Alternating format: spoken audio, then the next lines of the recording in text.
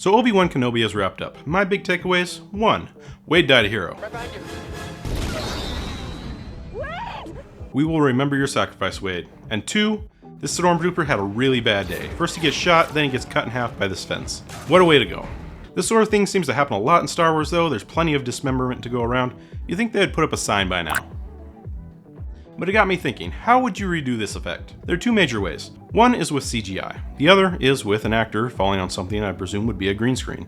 But I decided to test both. If you carefully scrub through the footage, you can definitely see this is an actor. He gets shot and then he leaps to his death. It's a bold choice in my opinion. This doesn't necessarily mean that the next shot is an actor, but it's pretty safe to assume that it is. So how do we replicate this?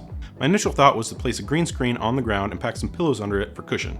But then I was hit with a huge wave of common sense and realized that's probably a bad idea. I set up outside so I'd have enough overhead room for the camera. Then I quickly realized that the screen probably wasn't going to be wide enough as soon as I started waving my arms around.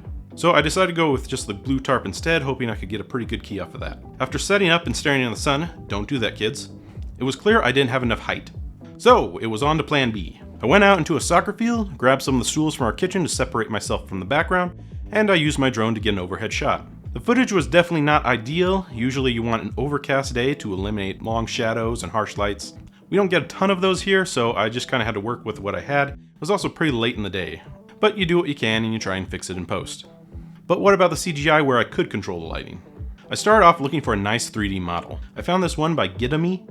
He's a little short for a stormtrooper, but we're not going to judge. And I know this is not the correct stormtrooper model, but I only had a few options to work with, and for this experiment, it works pretty well. I then took the model and uploaded it to Mixamo to add in some animations. I uploaded it to Blender,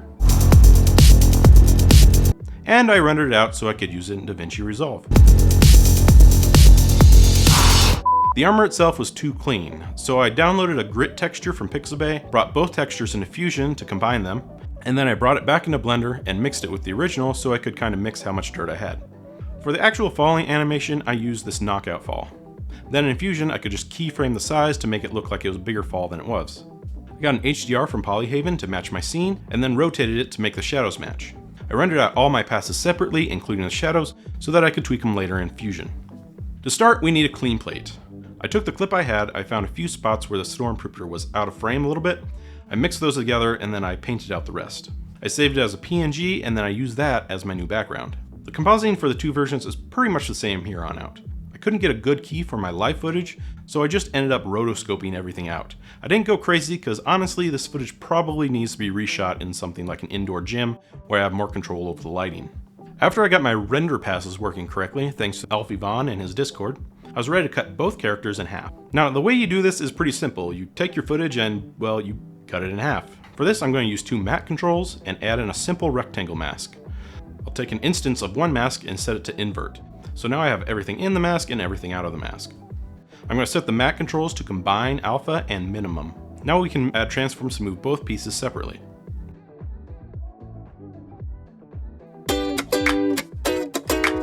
I'll also add in a dissolve node to switch between my original and the split footage, just in case my 2 masks don't actually line up perfectly.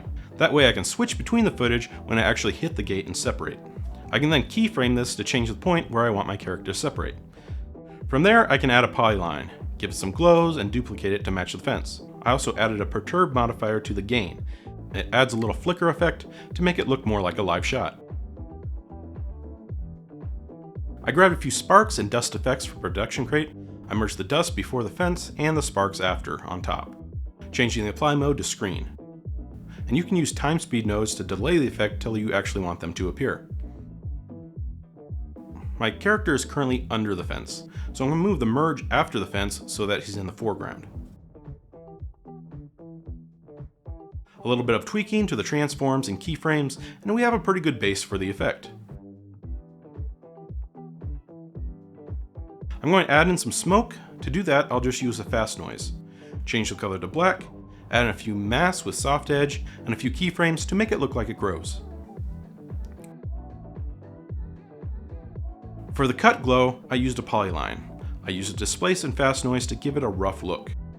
I added in some glows and blur, and a transform to place it. A few other needed touches are adding in this ellipse with a soft edge to give our character a bit of glow when they're on the ground. There's some color correction, some film grain to mix everything together, and a camera shake to make it look like it has some motion. And of course, motion blur, because, well, that pretty much helps everything. There's one final piece that I haven't put in, and that's the shadows. My CGI footage had the shadow exported, so all I need to do is plug that in. I don't have that for my live footage, so for that, I'm going to use a bitmap. The bitmap will give me a mask that I can then use on a background, and then add in a transform to move it. Now I have control over the placement of the shadow, as well as the softness and size. A few color corrections and final adjustments later, and we end up with something that looks like this. Now obviously there are a few problems with this. My live footage is not that great. It would have been better if I had been in more controlled lighting conditions, or if I shot it in a place that looked a lot more like this footage. But those are experiments for another day. Thank you for watching, and beware of laser fences.